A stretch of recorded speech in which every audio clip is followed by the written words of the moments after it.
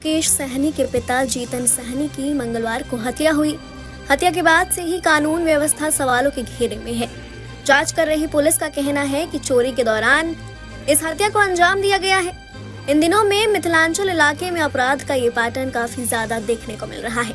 Reports के मुताबिक सिर्फ जुलाई के ही महीने में सीतामढ़ी, दरभंगा और मधुबनी में अपराध के इस पैटर्न के करीब 20 बड़े मामले आए हैं। जीतन सहनी की हत्या पर सियासत भी तेज हो गई है। कांग्रेस सांसद और विपक्ष के नेता राहुल गांधी ने मंगलवार को वीआईपी के प्रमुख मुकेश सहनी के पिता जीतन सहनी के कत्ल की निंदा की। उन्होंने बिहार सरकार से हत्यारों को कड़ी सजा देने और सहनी परिवार को न्याय दिलाने की मांग की। वीआईपी के प्रमुख मुकेश सहनी के पिता जीतन सहनी की बिहार के दरभंगा जिले में मौजूद उनके पैतृक आवास पर मंगलवार को कथित तौर पर चाकू से गोद कर हत्या कर दी गई। बिहार में विकासशील इंसान पार्टी इंडिया गठबंधन में है। राहुल गांधी ने सोशल मीडिया प्लेटफॉर्म पर लिखा, विकासशील इंसान पार्टी के संस्थापक, बिहार के पूर्व मंत्री और भारत के हमारे सहयोगी मुकेश सहनी जी के पिता जीतन सहनी जी की नृशंस हत्या की खबर बेहद दुखद है। मैं मुकेश जी और उनके पूरे परिवार के प्रति अपनी संवेदना व्यक्त करता हूं और इस जघन्य अपराध की कड़ी निंदा करता हूं। उन्होंने आगे कहा, बिहार सरकार से उम्मीद है कि वो तत्काल कार्रवाई करेगी और हत्यारों को बड़ी सजा देगी और सहनी परिवार को न्याय दिलाएगी। आरजेडी नेता तेजस्वी यादव ने भी जीतन सहनी की हत्या पर शोक व्यक्त किया था और साथ ही वो नीतीश सरकार पर बुरी तरह भड़कते हुए भी नजर आए थे। उन्होंने डबल इंजन सरकार का नाम लेते हुए जोरदार हमला बोला है। तेजस्वी यादव ने नीतीश सरकार को थकी हुई सरकार बताया।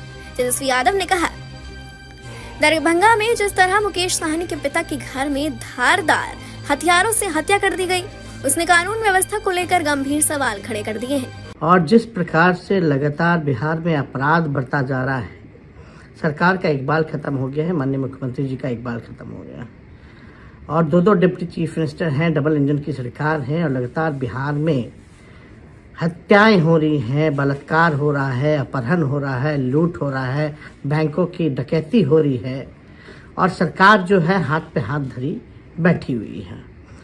सभी लोगों के, मुख्यमंत्री, उप मुख्यमंत्रियों के मुंह में दही जमा हुआ है। आज जो घटना सुबह जो हुई है, हमारे बड़े भाई मुकेश सहनी जी जो वीआईपी पार्टी के संरक्षक हैं, उनके पिता की निर्मम हत्या कर दी गई है।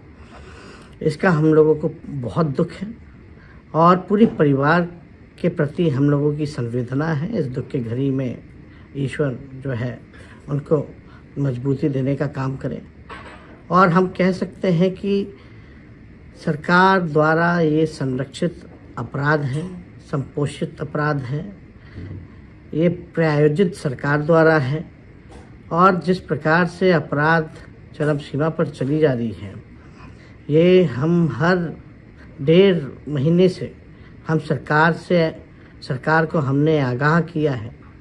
हमेशा प्रेस रिलीज जारी करके घटनाओं का जिक्र किया है।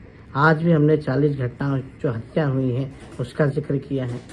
बिहार में जिस प्रकार से महिलाओं के साथ जो दुष्कर्म हो रहे हैं वो अलग मामला है, अपहरण का अलग मामला है, छीना झपटी का अलग मामला है, डकैती का अलग मामला है।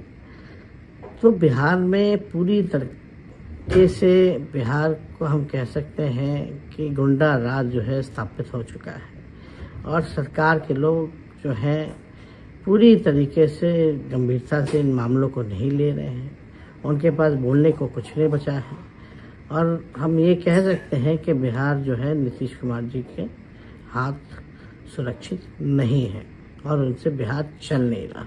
और अब इस हत्याकांड पर सियासत भी तेज हो गई है। वहीं पुलिस ने इस हत्याकांड में अब तक सीसीटीवी के आधार पर 2 संदिग्धों को पकड़ा है। बार फिर से देश को झकझोर देने वाली खबरें सामने आईं। जम्मू कश्मीर के डोडा में आतंकियों के साथ मुठभेड़ में भारतीय सेना के एक कैप्टन समेत 4 जवान शहीद हो गए। अब सेना की तरफ से वीर शहीदों के नाम तो जारी कर दिए गए और इस वक्त डोडा में आतंकियों के खिलाफ ऑपरेशन चल रहा है। ये एनकाउंटर उस वक्त शुरू हुआ जब राष्ट्रीय राइफल्स और जम्मू कश्मीर के स्पेशल ऑपरेशन ने डोडा से करीब 55 किलोमीटर दूर डेसा के जंगल में आतंकियों को देर शाम घेर लिया। आतंकियों ने भागने की कोशिश की और गोलीबारी शुरू कर दी, लेकिन सुरक्षा कर्मियों की कार्रवाई जारी रही। गोलीबारी में कैप्टन समेत 5 जवान जख्मी हो गए थे। मंगलवार तड़के 5 जवानों की इलाज के दौरान ही मौत हो गई। आप सभी को बता दें कि जो शहीद भारतीय जवान थे वो 4 थे और साथ ही जम्मू कश्मीर के एक पुलिसकर्मी ने भी अपनी शहादत दे दी। आप सभी को बता दें कि डोडा में 4 शहीद जवानों के नाम हैं कैप्टन ब्रजेश थापा, नायक डी राजेश, सिपाही विजेंद्र, सिपाही अजय। डोडा में आतंकियों से लोहा लेते हुए भारतीय सेना के कैप्टन ब्रजेश थापा शहीद हो गए। जानकारी के मुताबिक थापा दूसरी पीढ़ी के सेना अधिकारी थे। उनके पिता कर्नल भुवनेश थापा सेना से रिटायर है और बहन एक नेपाली गायिका है। वो सिलीगुड़ी में रहते हैं। ब्रजेश थापा ने साल 2019 में भारतीय सेना ज्वाइन की थी। शहीद ब्रजेश थापा के पिता भुवनेश थापा ने बेटे के निधन की खबर सुन दुख जताया और बताया कि उनका बेटा हमेशा से इंडियन आर्मी ज्वाइन करना चाहता था और उन्हें अपने बेटे पर गर्व है।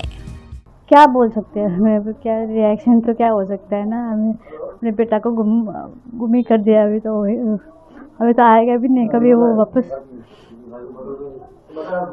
कब पता चला? कल रात को पता चला 11 o'clock को। तो आपका लड़का कैसा था?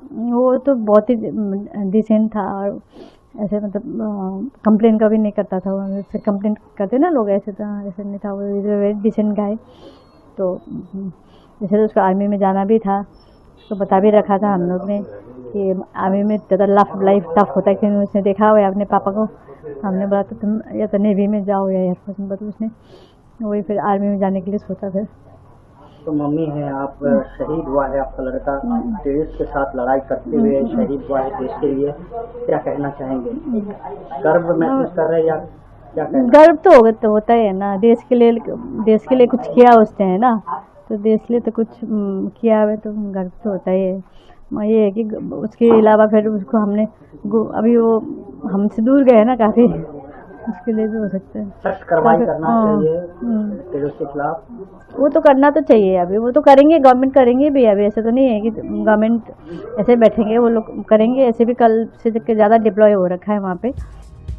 उधर कैप्टन ब्रजेश थापा की मां नीलिमा थापा के आंसू नहीं थम रहे हैं। उन्होंने कहा कि उन्हें अपने बेटे के बलिदान पर गर्व है और उन्होंने देश के लिए बहुत कुछ किया है। बलिदानी कैप्टन के पिता कर्नल थापा ने कहा कि ब्रजेश एक योग्य इंजीनियर थे, लेकिन उन्होंने सेना में जाने का फैसला लिया था। उन्होंने कहा कि ब्रजेश ने 5 साल पहले भारतीय सेना में शामिल हुए थे। कर्नल थापा के अनुसार कैप्टन ब्रजेश ने आखिरी बार 14 जुलाई को अपने परिवार से फोन पर बातचीत की थी। सोमवार की रात को परिवार को ब्रजेश के बलिदान के बारे में पता चला।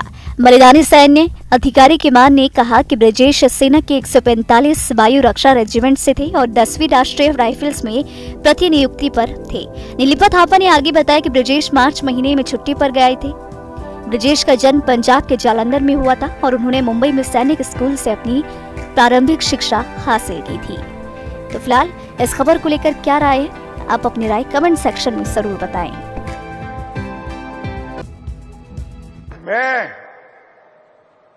आज भारतीय जनता पार्टी के लाखों कार्यकर्ता और हरियाणा की जनता को देख कर जाता हूं। इस सामने जो दीवार है उस पर लिखा हुआ मैं पढ़ पाता हूं, हरियाणा के चुनाव में तीसरी बार भारतीय जनता पार्टी की पूर्ण बहुमत की सरकार बनने जा रही है। और हुड्डा साहब मैदान में आइए, आंकड़ों के साथ आइए। आप क्या हिसाब मांगोगे? हिसाब तो हम देंगे आपको, और आपसे हिसाब, कांग्रेस से हिसाब हरियाणा की जनता मांगेगी, मेरे बीसी समाज के भाई मांगे। भाइयों बहनों, कर्नाटक में बीसी का रिजर्वेशन छीनकर मुसलमानों को रिजर्वेशन देने का, यहां पर भी आएंगे तो यही होगा। मैं आप सभी को आश्वस्त करना चाहता हूं, हम मुस्लिम रिजर्वेशन हरियाणा में हमारे प्राणांत से भी नहीं होने देंगे। बीसी के हक की हम संरक्षण करें। भाइयों बहनों, आज मुख्यमंत्री जी यहां बैठे, मैं सैनी जी को ढंग से जानता हूं। एक ऐसा आदमी है कि जो मुख्यमंत्री बनकर भी मुख्यमंत्री नहीं बना है। ये सीएम तो बना है मगर चीफ मिनिस्टर नहीं बना है। ये सीएम बनने के बाद भी कॉमन मैन है, सामान्य लोगों का प्रतिनिधि है, मेरे पिछड़ों आपका प्रतिनिधि है। इसका मैं आज भारतीय जनता पार्टी के लाखों कार्यकर्ता और हरियाणा की जनता को कह कर जाता हूं, इस सामने जो दीवार है उस पर लिखा हुआ मैं पढ़ पाता हूं, हरियाणा के चुनाव में तीसरी बार भारतीय जनता पार्टी की पूर्ण बहुमत की सरकार बनने जा रही है। और हुड्डा साहब मैदान में आइए, आंकड़ों के साथ आइए। आप क्या हिसाब मांगोगे? हिसाब तो हम देंगे आपको, और आपसे हिसाब, कांग्रेस से हिसाब हरियाणा की जनता मांगेगी, मेरे बीसी समाज के भाई मांगे।